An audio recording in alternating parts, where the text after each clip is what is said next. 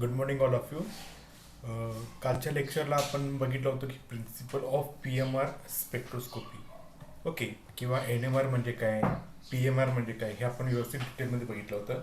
आणि त्याच्यामध्ये आपण एक प्रिन्सिपल तयार केला होता की प्रोटॉन मॅग्नेटिक रेझोनन्स स्पेक्ट्रोस्कोपीचा प्रिन्सिपल. त्याच्यामध्ये आपण असं बघितलं होतं की एखादा proton containing organic compound, proton म्हणजे hydrogen, hydrogen containing organic compound, ह्याला आपण एक स्ट्रॉंग मॅग्नेटिक फील्डच्या मध्ये ठेवलं किंवा त्याला स्ट्रॉंग मॅग्नेटिक फील्डला एक्सपोज केला, तेव्हा काय होतं, त्या प्रोटॉन भोवती किंवा त्या ऑर्गॅनिक कंपाऊंड भोवती एक रेडिओ फ्रिक्वेन्सी आपण त्याला द्यायची आहे. ती रेडिओ फ्रिक्वेन्सी स्लोली स्लोली आपण काय करायचं आहे, इन्क्रीज करायचं आहे. म्हणून मॅग्नेटिक फील्ड आपलं कसं असणार आहे, कॉन्स्टंट असणार आहे. एखाद्या युनिक कॉम्बिनेशन, इथे एक युनिक कॉम्बिनेशन होईल ज्याच्यामध्ये तुमचं ऑर्गॅनिक मॉलिक्यूल त्या तुमच्या ॲप्लाइड फील्ड स्ट्रेंथला आणि फ्रिक्वेन्सी, जी रेडिओ फ्रिक्वेन्सी तुम्ही ॲप्लाय केला आहे त्या रेडिओ फ्रिक्वेन्सीला काय होईल, मॅच होईल. आणि मॅच झाली की काय होईल, तुमचा जो मॉलिक्यूल आहे, ऑर्गॅनिक मॉलिक्यूल आहे, तर तो हायर एक्सायटेड स्टेटला जाईल ती एनर्जी ॲब्सॉर्ब करून. आणि ती एनर्जी ॲब्सॉर्ब करून हायर एक्सायटेड स्टेटला जाईल, तिथं होईल फ्लिपिंग. तिथं त्या फ्लिपिंग नंतर तो जेव्हा परत ग्राउंड स्टेटला येईल तेव्हा जी एनर्जी ॲब्सॉर्ब केला होता ती एनर्जी इमिशन करेल.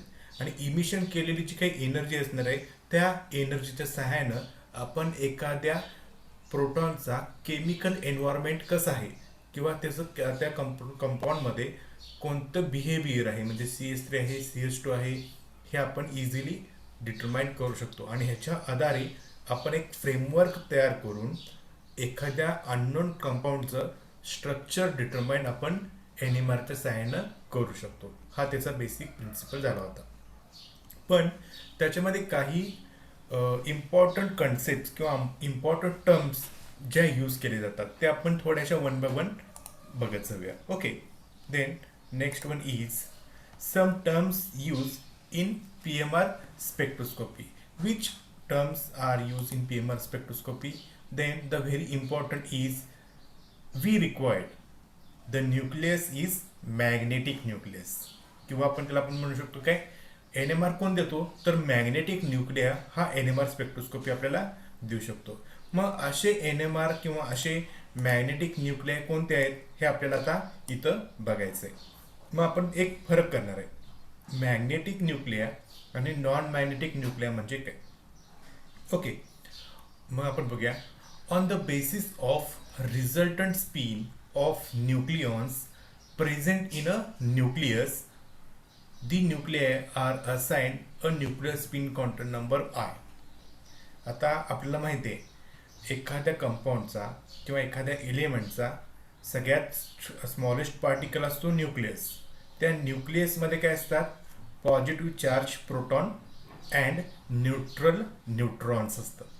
आणि ह्या न्यूक्लियस भोवती इलेक्ट्रॉन्स काय करत असतात, रोटेट होत असतात. हे आपलं झालं न्यूक्लियॉन्स. मग ह्या न्यूक्लियॉन्समध्ये म्हणजे न्यूक्लियॉन्समध्ये जे काही प्रोटॉन आणि न्यूट्रॉन आहेत त्या प्रोटॉनचे रिझल्टंट स्पिन ह्याच्या आधारे आपण एक न्यूक्लिअर स्पिन क्वांटम नंबर बघणार आहोत.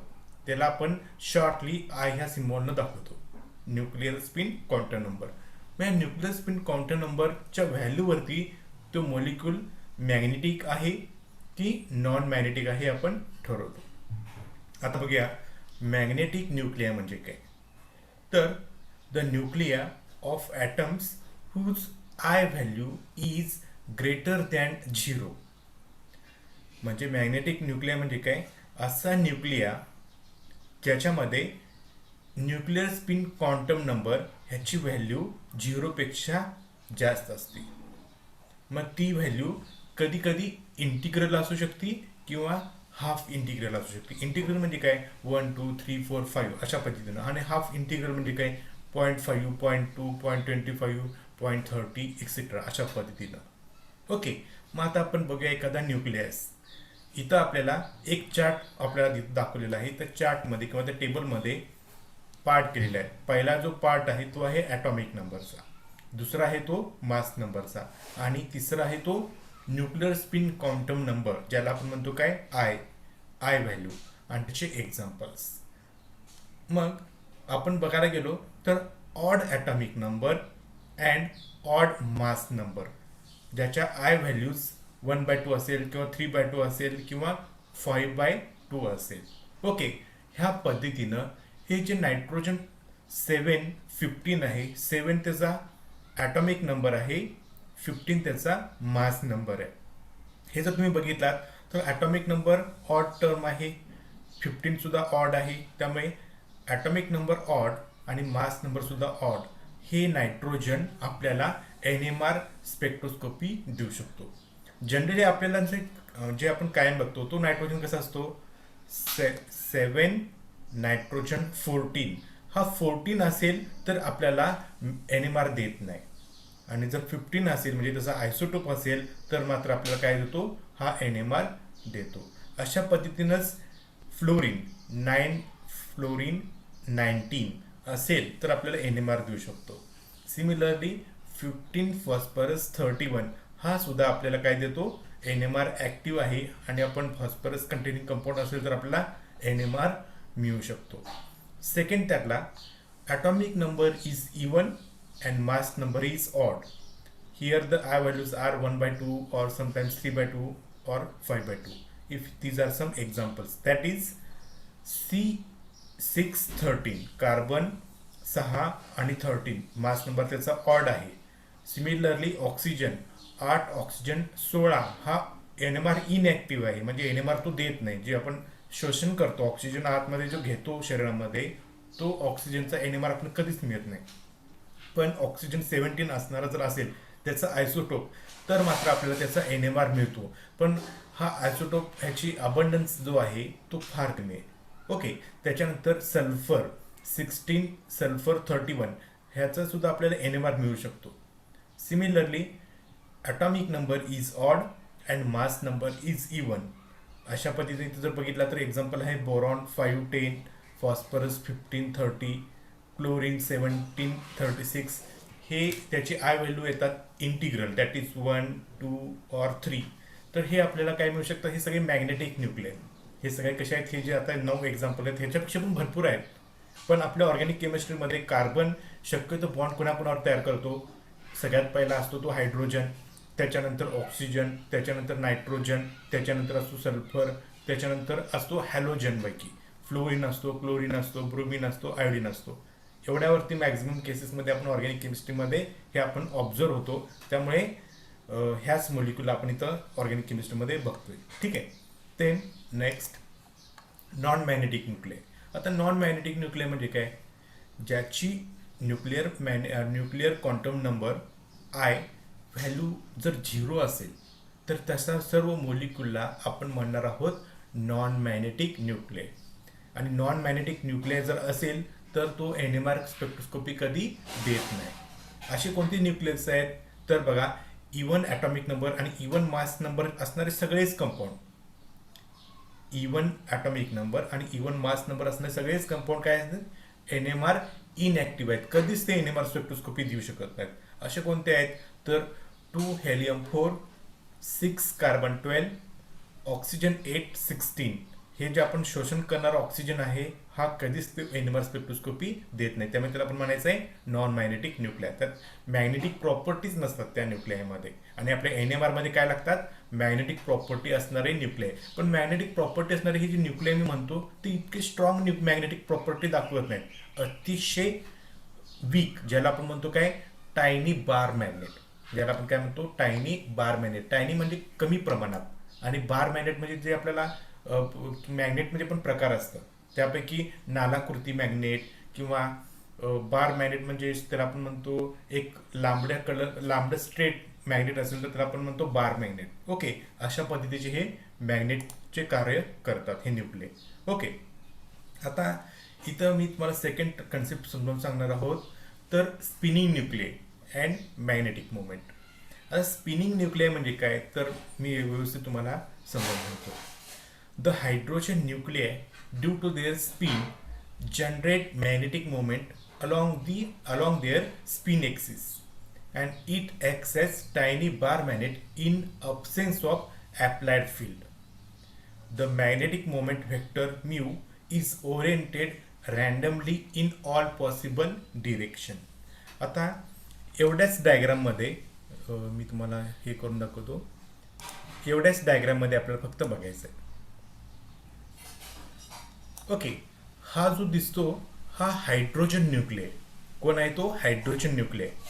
आणि हा हायड्रोजन न्यूक्लियमध्ये स्वतःभोवती एक स्पिन काउंटर नंबर 1/2 असल्यामुळे ते स्वतःभोवती एक स्पिन जनरेट करतात. स्वतःभोवती काय करतात? एक स्पिन जनरेट करतात. त्यामुळे आपल्याला हा हायड्रोजन आपल्या एक्सिस भोवती अशा पद्धतीने फिरतो. जसं पृथ्वीची कक्षा असते ना, पृथ्वीमध्ये सुद्धा मॅग्नेट आहे, लक्षात घ्या. पृथ्वीमध्ये सुद्धा मॅग्नेटिक फोर्स असतो, त्यामुळे तो स्वतःच्या पृथ्वीच्या अक्षाभोवती फिरत राहतो. सिमिलरली हा जो प्रोटॉन आहे तो आपल्या एक्सिस भोवती फिरत राहतो, पण याची डायरेक्शन आता सध्या इकडे आहे. दुसरा प्रोटॉन असेल तर त्याची डायरेक्शन आहे इथं खालती आणि तो आपल्या एक्सिस भोवती फिरत आहे. म्हणजे त्यांची डायरेक्शन ही रॅन्डम डायरेक्शन आहे, म्हणजे कोणत्याही डायरेक्शनमध्ये आहे. कुठेही तो त्याची डायरेक्शन एकसारखी नाहीये. ओके, पण जेव्हा मी हे हायड्रोजन सगळे न्यूक्लिया जे आहेत हे जर मी एका मॅग्नेटिक फील्डच्या सानिध्यामध्ये ठेवलो तर मात्र काय होतं? त्याची डायरेक्शन युनिफॉर्म राहते. त्याची डायरेक्शन काय राहते? युनिफॉर्म राहते. फॉर एक्झाम्पल, जी तुमची सेकंड डायग्राम आहे त्या तुम्ही सेकंड डायग्राममध्ये आता बघा. इथे तुम्ही बघू शकता, ही तुमची सेकंड डायग्राम. इथं मी एक ग्रीन कलरचा दिसतो, हा एक मॅग्नेटिक फील्ड इथं अप्लाय केलेला आहे. ह्याला म्हटलेलं आहे विथ फील्ड. कोणता फील्ड आहे हा? Magnetic field. जेव्हा मॅग्नेटिक फील्ड अप्लाय केलं तेव्हा हे जे रॅन्डम डायरेक्शन्स होते ह्या डायरेक्शनला आता काय केलेलं आहे? एक पॅरल किंवा अँटी पॅरल डायरेक्शन्समध्ये ओरिएंट झालेले आहेत. कोणती पॅरल पोझिशनमध्ये आहेत? तर ह्याची पोझिशन, ही पोझिशन आहे पॅरल पोझिशन. ही पोझिशन आणि तुमची ही पोझिशन मॅग्नेटिक अप्लाइड मॅग्नेटिक फील्डची पोझिशन कशी आहे? तर पॅरल. अशा पद्धतीनं हे पॅरल पोझिशनमध्ये झालं. पण काही प्रोटॉन्स हे अँटी पॅरल मध्ये सुद्धा जातात. आता हे बघा, ह्याचा ॲरो खालच्या दिशेला आहे आणि मॅग्नेटिक फील्डचं काय आहे? वरच्या अप साईडला आहे. ओके, हे झाली अँटी पॅरल डायरेक्शन. इथे सुद्धा तुम्ही बघू शकता ह्या प्रोटॉनची डायरेक्शन ही तुमच्या मॅग्नेटिक फील्ड म्हणजे ग्रीन कलरचा जो काय ॲरो आहे त्याच्या अपोजिट साईडला आहे. ह्याचा अर्थ काय? ते दोन्ही एकमेकांच्या अँटी पॅरल पोझिशनमध्ये आहे.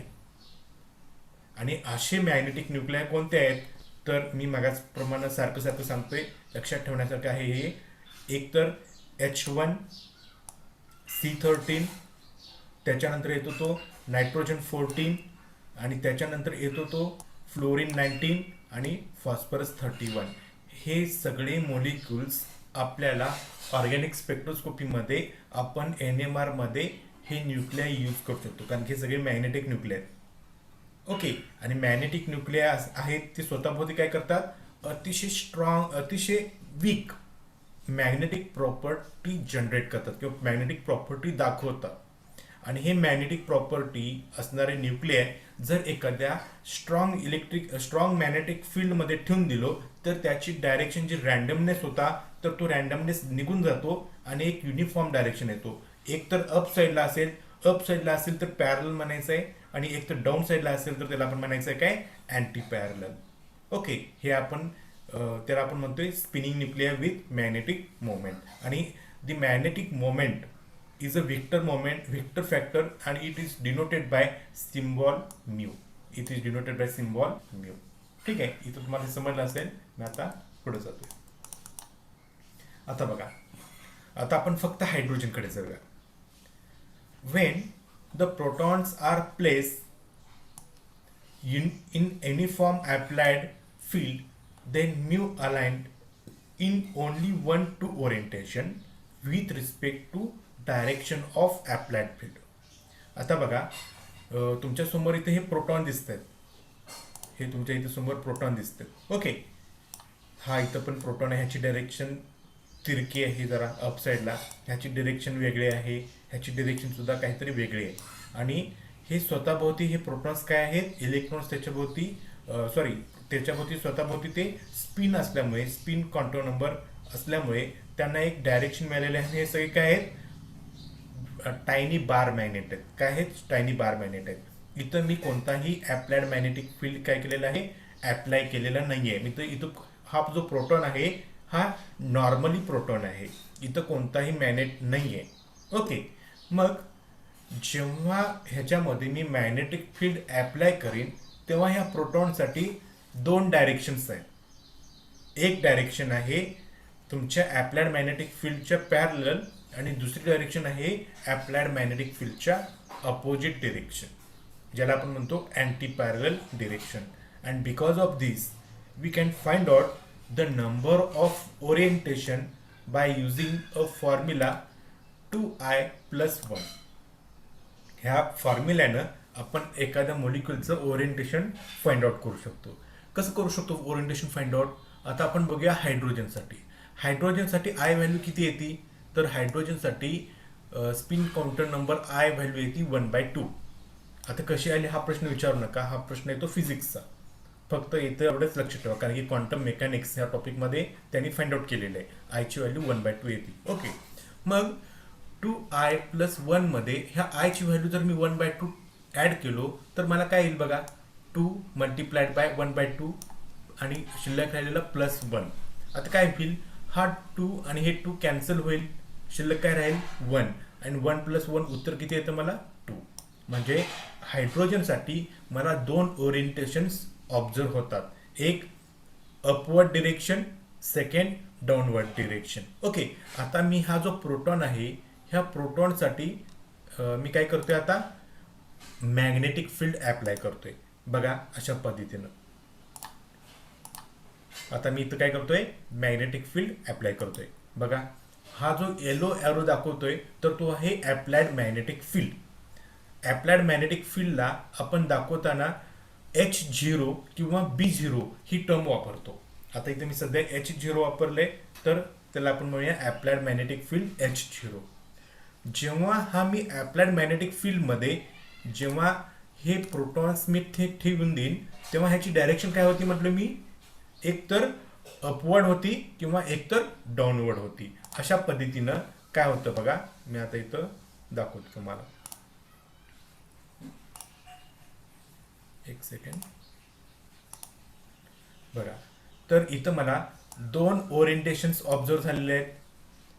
ओके, कारण की आता मी हा फॉर्म्युलानं काढलं, 2I+1 फॉर्म्युलानं काढले की मला इथं दोन पोझिशन्स येतात.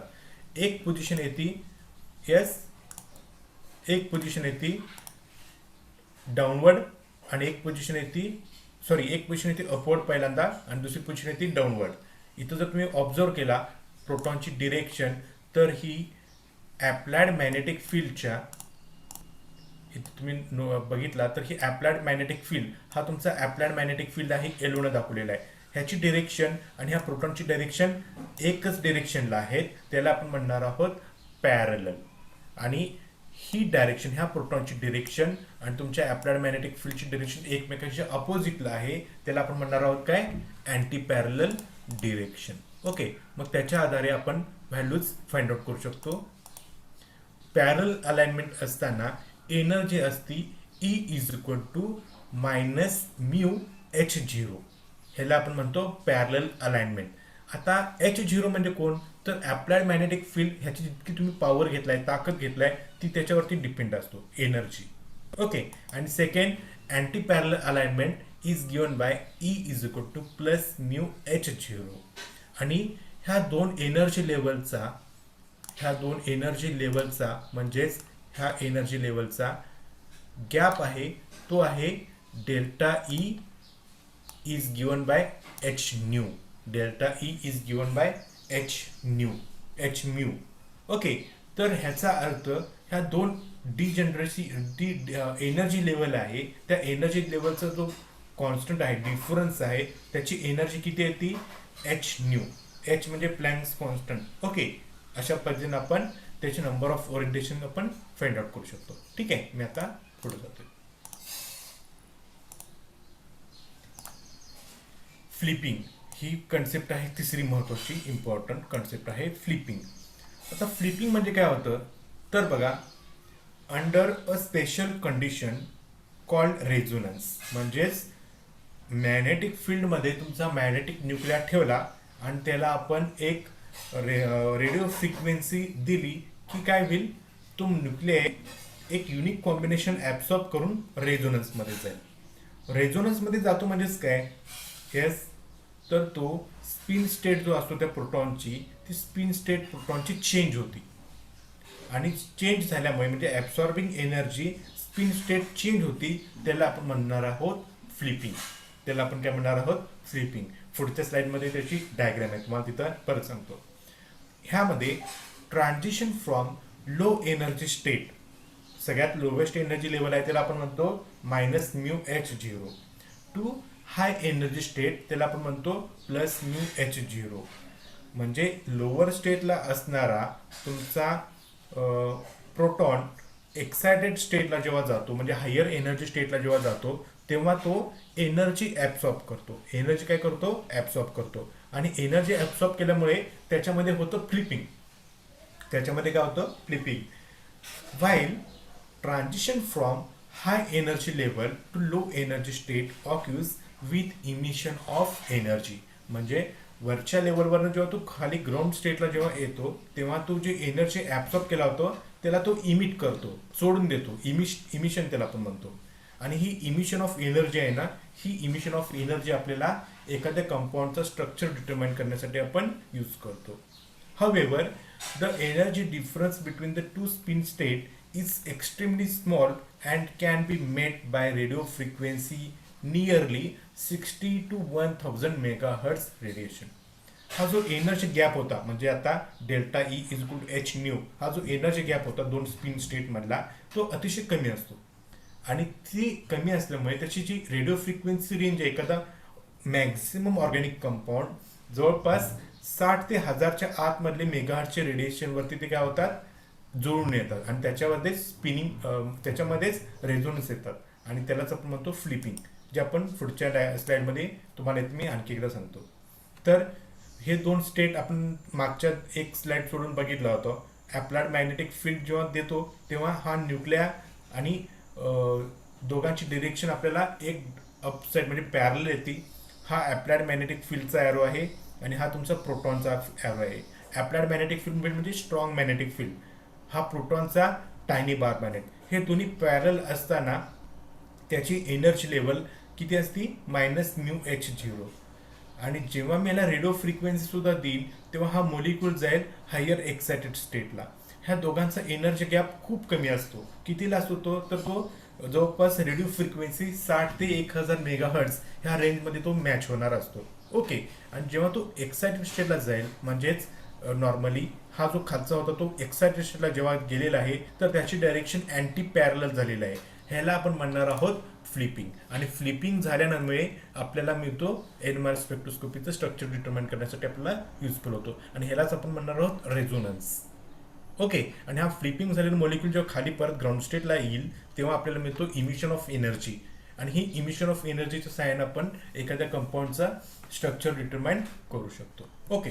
Then next one concept is Larmor frequency. Then it is also called precessional motion. आता जनरली NMR एक्सप्लेन करताना दोन वेगवेगळे प्रकारनी एक्सप्लेन यूज केलेले आहेत. एक क्लासिकल अप्रोच आणि दुसरा आहे तो क्वांटम अप्रोच. आता आपण जे बघितलं होतं तर ते सगळे क्लासिकल अप्रोच म्हणून बघितलं होतं. म्हणजे क्लासिकल अप्रोच काय काय सांगत होता की तुम्हाला NMR काढायचं असेल तर जे तुम्ही न्यूक्लियस यूज करणार आहात तर तो मॅग्नेटिक न्यूक्लियस असा. मग ऑर्गॅनिक केमिस्ट्रीमध्ये मॅग्नेटिक न्यूक्लियस कोणते कोणते आहेत, तर ऑर्गॅनिक केमिस्ट्रीमध्ये H1C13, फ्लोरीन 19, फॉस्फरस 31 हे जे न्यूक्लिय आहेत हे सगळे मॅग्नेटिक न्यूक्लिय. हे आपण ह्याच्या सहाय्याने आपण NMR काढू शकतो. मग त्याचे वेगवेगळे प्रकार असतात. H1 घेतला तर त्याला आपण म्हणतो PMR, C13 घेतला तर त्याला आपण म्हणतो CMR. अशा पद्धतीचे प्रकार पडतात. ओके. आता आपण ह्यामध्ये PMRच बघणार आहोत, त्यामुळे PMR वरतीच फोकस करूया. हे झालं मॅग्नेटिक न्यूक्लियर. सेकंड पार्ट येतो त्याचा येतो क्वांटम नंबर. म्हणजे मॅग्नेटिक न्यूक्लियर झाला त्याचा स्पिन क्वांटम नंबर, आणि ते कशा पद्धतीनं एखाद्या स्ट्रॉंग मॅग्नेटिक फील्डमध्ये ठेवलं की त्याची एक्सिस ऑफ रोटेशनची डायरेक्शन कशी असती. एकदा पॅरलल असती आणि दुसरी असते ती अँटी पॅरलल असती. आणि जेव्हा तुम्ही रेझोनन्स एनर्जी रेडिओ फ्रिक्वेन्सी जेव्हा त्या मोलिक्यूलला द्याल तेव्हा तो मोलिक्यूल काय होतो, फ्लिपिंग होऊन रेझोनन्समध्ये जाईल.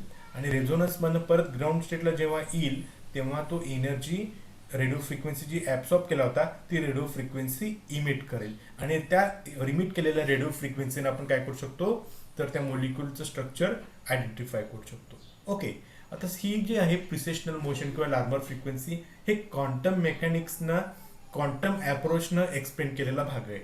तर प्रिसेशनल मोशन म्हणजे नेमकं काय होतं तर आधीच तुमचा मॅग्नेट आहे, म्हणजे प्रोटॉन म्हणजे तुमचा हा एक मॅग्नेट आहे.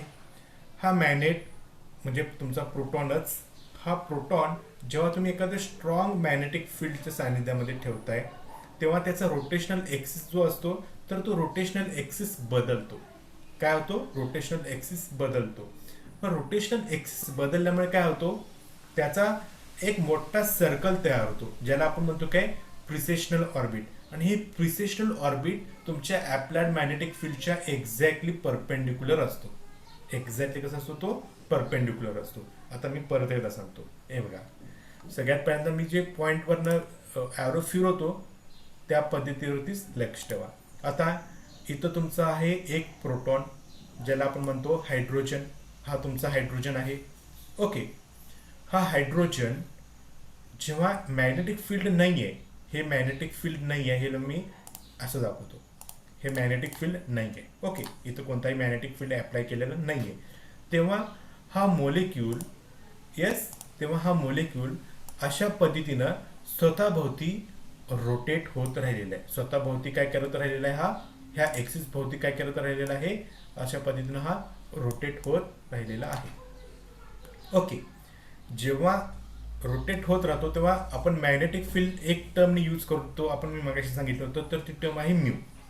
आता इथं मॅग्नेटिक फील्ड नसताना त्याला मी नाव दिलेलं आहे म्यू H0. त्याला मी काय नाव दिलेलं आहे? Mu H0. ओके, आता मी काय करतोय इथं मी अप्लाइड मॅग्नेटिक फील्ड ठेवणार आहे. आता ह्याला मी काढून टाकतो. तो आहे आता H0. जेव्हा हा अप्लाइड मॅग्नेटिक फील्ड काढून ठेवतो तेव्हा ह्याची जी रोटेशनल एक्सिस होती ती बदलती.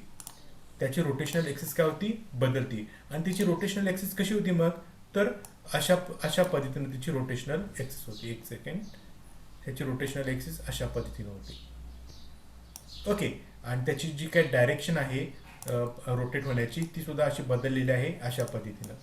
आणि हा रोटेशनल एक्सिस रोटेट होत असताना काय होतो स्वतःभोवती ह्या ऑर्बिटनं रोटेट होतो.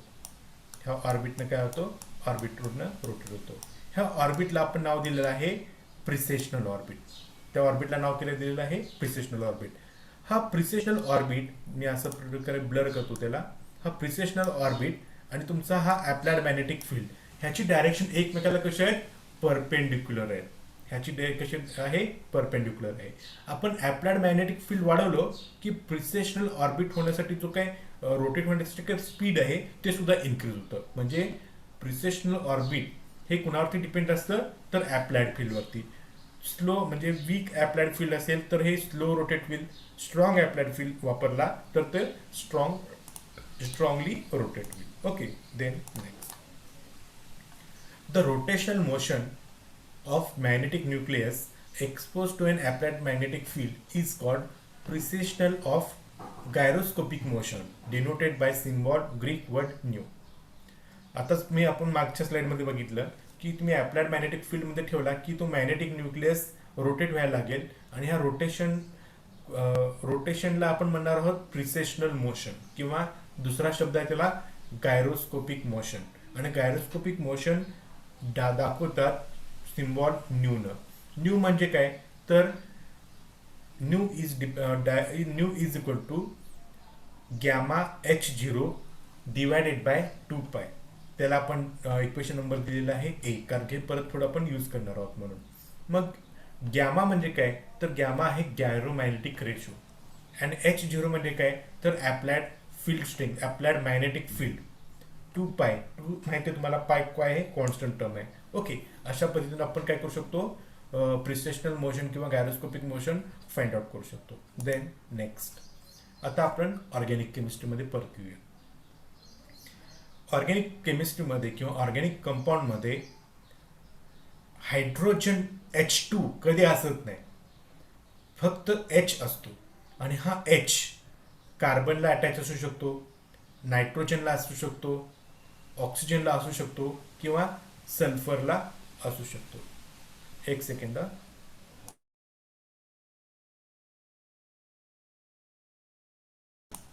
ओके. आता ऑर्गॅनिक कंपाऊंडमध्ये हायड्रोजन म्हणजे H2च्या फॉर्ममध्ये कधी असत नाही. हायड्रोजन हा Hमध्ये असतो. फॉर एक्झाम्पल CH4 म्हणजे एक कार्बनला 4 हायड्रोजन्स अटॅच आहेत, पण त्याच्यामध्ये प्रत्येक कार्बन आणि हायड्रोजनमध्ये बॉन्ड आहे आणि एकच हायड्रोजन आहे. ओके. त्याच्यानंतर NH2 असेल, NH असेल किंवा OH असेल किंवा SH2 असेल, SH असेल, अशा पद्धतीने आपण हायड्रोजन ह्या आयटमला अटॅच असतो. कसा अटॅच असतो, तर त्या हायड्रोजन त्या ॲटमला कोव्हॅलेंट बॉन्डनं अटॅच असतो. The electrons in covalent bond normally have paired spin so that there is no magnetic field. आता हायड्रोजनमध्ये H1 असता ओनली तर तो मॅग्नेटिक न्यूक्लिय, पण हा हायड्रोजन कार्बनवरती नायट्रोजन, ऑक्सिजन, सल्फर ह्यामध्ये कोव्हॅलेंट बॉन्ड तयार करतो आणि कोव्हॅलेंट बॉन्डमध्ये स्पिन कसे असतात, पेड असतात. आणि स्पिन पेड असल्यामुळे तिथं मॅग्नेटिक फील्ड असत नाही. तिथं मॅग्नेटिक फील्ड काय असत नाही, मॅग्नेटिक फील्ड नसतो. But under the influence of applied magnetic field, additional modes of circulation are induced for these paired electron, and this circulation generates a small its own magnetic field called as secondary or induced magnetic field. आता तुम्हाला समजलं नसेल तर मी आता व्यवस्थित सांगतो मराठीमध्ये. Hydrogen फक्त एका फॉर्ममध्ये असेल म्हणजे H1 तर तो आहे मॅग्नेटिक न्यूक्लियस.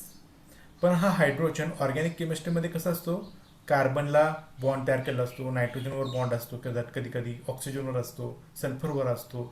तेव्हा त्यामध्ये बॉन्ड तयार केल्यामुळे ह्याचे जे स्पिन असतात त्या कार्बनवरच्या स्पिनवरती किंवा नायट्रोजनच्या स्पिनवर पेडच्या फॉर्ममध्ये असतात. आणि जेव्हा तो पेड बनेल तेव्हा त्याची मॅग्नेटिक प्रॉपर्टी काय होऊन जाईल, निघून जाईल. त्याची मॅग्नेटिक प्रॉपर्टी निघून जाईल. त्यामुळे मे बी NMR आला नसता.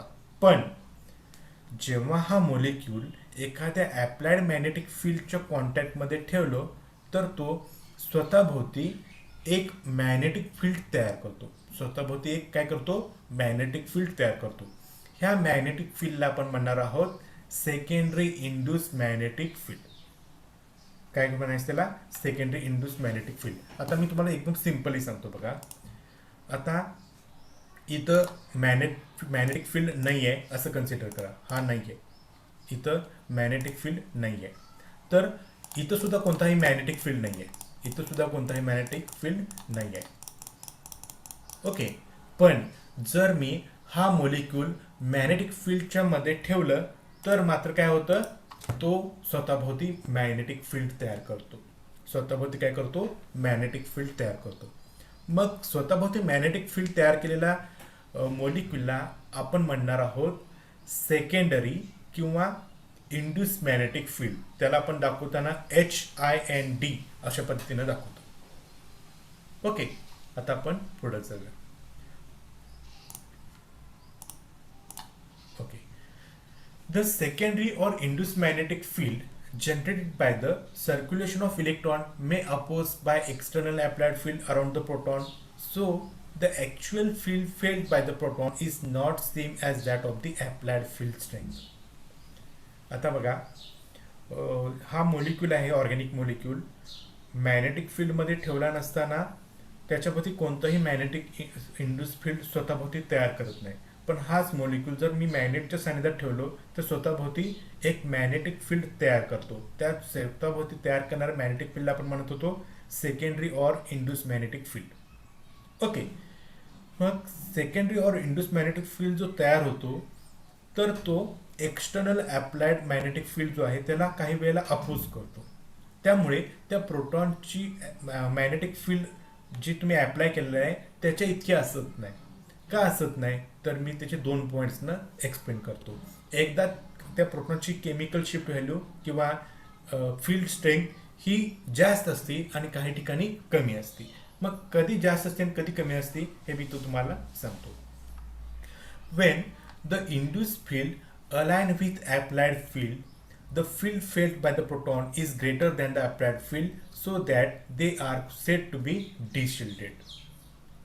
म्हणजे जेव्हा ॲप्लाइड सेकंडरी इंड्यूस फील्ड आहे त्याची डायरेक्शन ॲप्लाइड फील्डच्या डायरेक्शनमध्ये जेव्हा येईल तेव्हा त्या प्रोटॉनची फील्ड स्ट्रेंथ वाढेल, त्याला आपण म्हणणार आहोत डी शिल्डेड.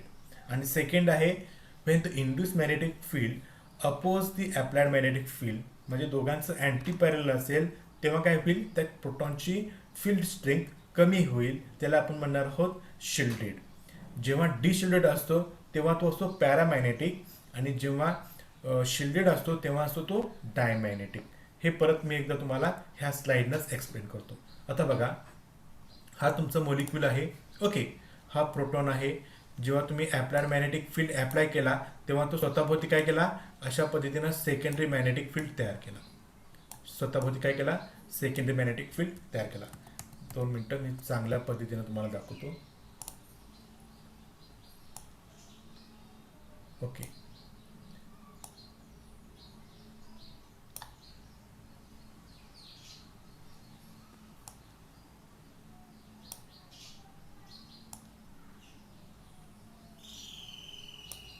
अशा पद्धतीनं तर तो इंड्यूस फील्ड स्वतःभोवती तयार केलेला आहे. ओके, कधी, जेव्हा तुम्ही ॲप्लाइड मॅग्नेटिक फील्ड अप्लाय करताय तेव्हा.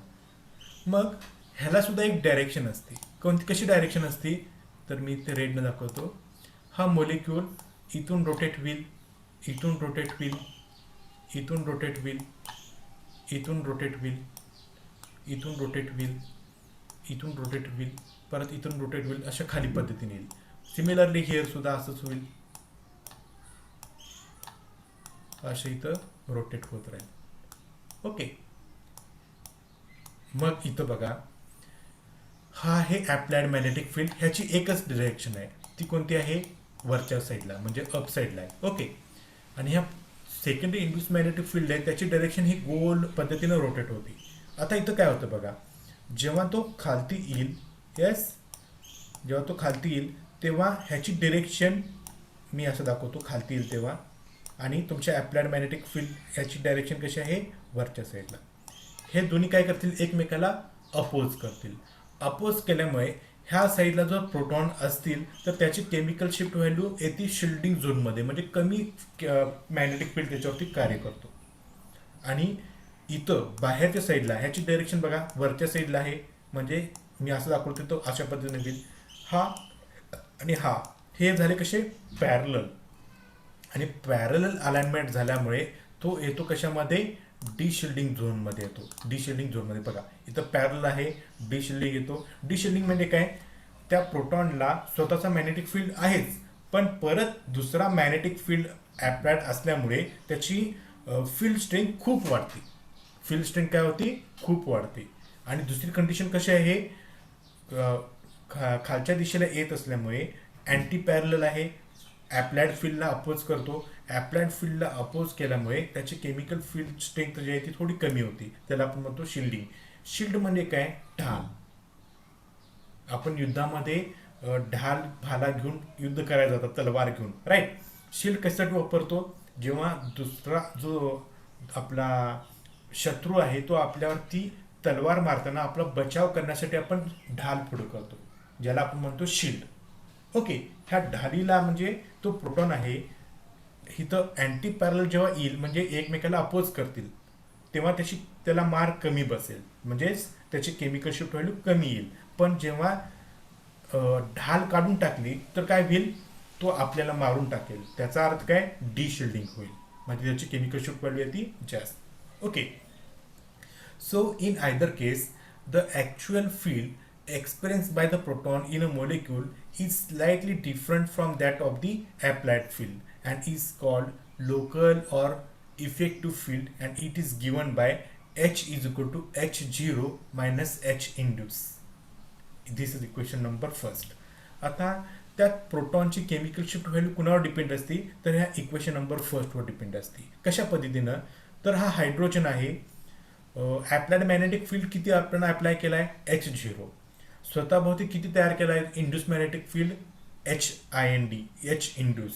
ओके, ह्या दोघांच्या मधला डिफरन्स त्याला आपण म्हणणार आहोत local or effective field of proton.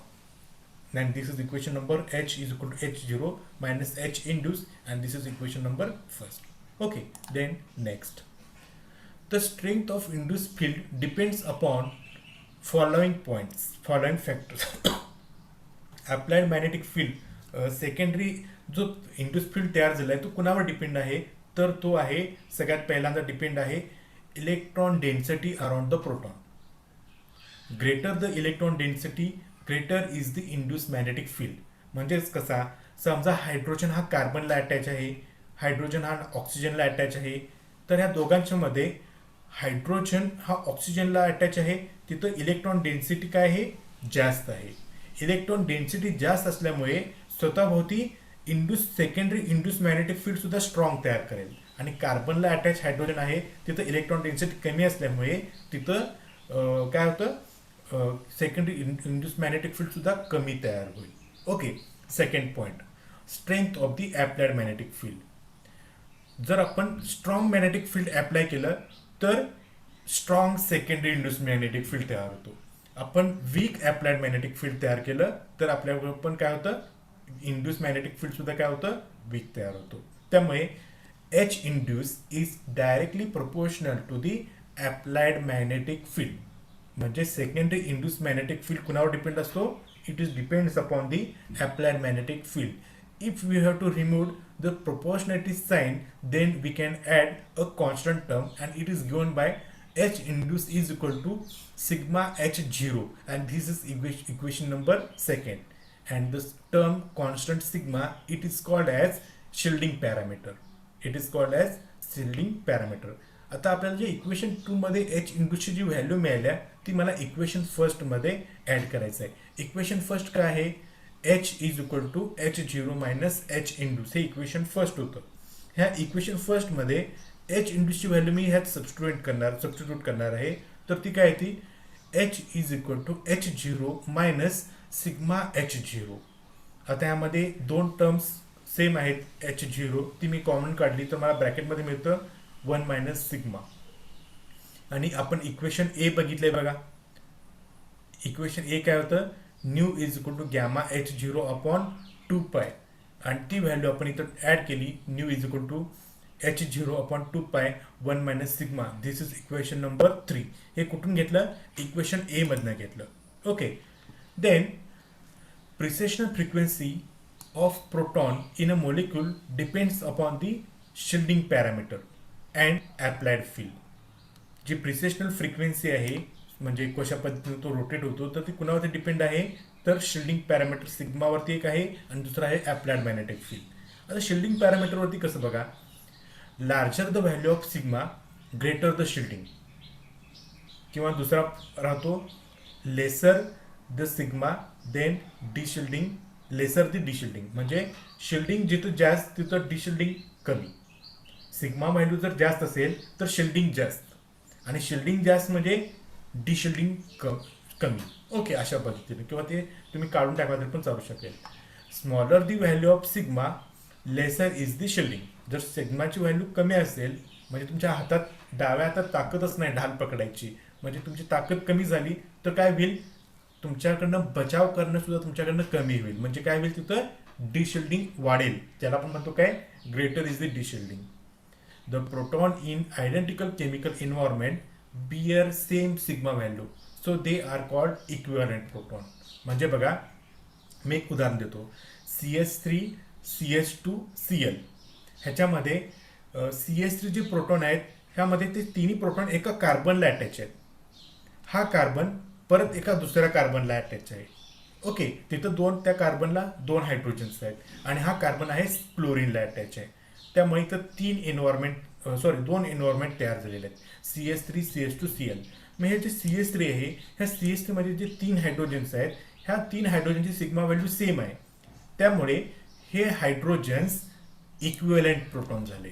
पण जे दुसरा CS2 आहे, त्या CS3 आणि CS2 मध्ये जेव्हा तुम्ही कम्पेअर करता तेव्हा त्या 2 CS2 ची व्हॅल्यू सेम आहेत, पण त्याच्या ऍडजस्टंट क्लोरीन असल्यामुळे त्याची सिग्मा व्हॅल्यू काय आहे, थोडीशी कमी आहे आणि कमी असल्यामुळे तिथं येतं डिशिल्डिंग म्हणजे त्याची केमिकल शिफ्ट व्हॅल्यू जास्त येते आणि अशाला आपण म्हणणार आहोत non equivalent protons. Okay, then second concept is applied field H0 for a given type of magnetic nuclear shielded to same extent, that is the having same sigma value, higher the applied field higher is the precessional frequency. जर तुम्ही applied magnetic field increase केला तर तुम्हाला precessional frequency सुद्धा काय होऊन जाईल, increase होऊन जाईल. ओके, आता इथे एक मी एक्झाम्पल दाखवतोय. ह्याच्यामध्ये इक्विलंट प्रोटॉन्स म्हणजे काय आणि नॉन इक्विलंट प्रोटॉन्स म्हणजे काय हे आपण इथं बघणार आहोत. सगळ्यात पहिला मॉलिक्यूल घेतलाय मी इथेन. ह्या इथेनमध्ये बघा, in ethane all 6 protons, 6 protons म्हणजे कोणते, हे 3 प्रोटॉन्स आणि हे 3 प्रोटॉन्स. एक मिनिट मी तुम्हाला हे नको, हे 3 प्रोटॉन्स आणि हे 3 प्रोटॉन्स म्हणजे एकूण किती झाले, 6 प्रोटॉन्स झाले. In ethane all 6 protons feel same local field, that is the same sigma value, hence persist with same precessional frequency at a given applied field, so they form only one set of equivalent protons. म्हणजे मी ethane घेतला आणि त्याचा NMR काढला तर मला फक्त एकच singlet मिळेल. काय मिळेल, मला एकच सिंगलेट मिळेल. पण ह्यातला एक हायड्रोजन CH3 हायड्रोजनपैकी एक हायड्रोजन मी रिप्लेस केलो एका क्लोरीननं, तर ह्याचं बनलं काय, CH3CH2Cl. इथं मात्र ॲप्लाइड मॅग्नेटिक फील्डच्या कॉन्टॅक्टमध्ये आल्यानंतर हे जे प्रोटॉन्स आहेत हे प्रोटॉन्स नॉन इक्विव्हॅलंट बनले. म्हणजे हे 3 प्रोटॉन्स वेगळे नेचरचे बनले, इथले 2 प्रोटॉन्स वेगळ्या नेचरचे बनले. त्यामुळे मला इथं 2 डिफरंट सेट येतात. इथं मला 2 डिफरंट प्रिसेशनल फ्रिक्वेन्सी ऑब्झर्व होती, त्यामुळे मला इथं 2 वेगवेगळ्या प्रकारचे प्रोटॉन्स ऑब्झर्व होतात. त्यामुळे CH3 आणि CH2 ह्या 2 वेगवेगळ्या प्रोटॉन आपण म्हणणार आहोत नॉन इक्विव्हॅलंट प्रोटॉन. इथं बघितला तर हा CH3 आणि हा CH3 हे जुडवा होते, पण हा CH3 मोठा भाऊ, हा CH2 छोटा भाऊ. पुढे या दोघांच्या मध्ये वाटण्या झाल्या, त्यामुळे काय बनणार आहोत आपण, नॉन इक्विव्हॅलंट प्रोटॉन. अशा पद्धतीने आपण इक्विव्हॅलंट प्रोटॉन आणि नॉन इक्विव्हॅलंट प्रोटॉन म्हणजे काय ह्याच्यावरती आपण प्रॉब्लेम्स सॉल्व करणार आहोत. ओके, इथंच आपण आता थांबूया. पुढे आहे इन्स्ट्रुमेंटेशन. तर मी आता इथंच थांबतोय आणि ह्याच्यावरचे प्रॉब्लेम्स तुम्हाला मी सॉल्व करायला देतोय.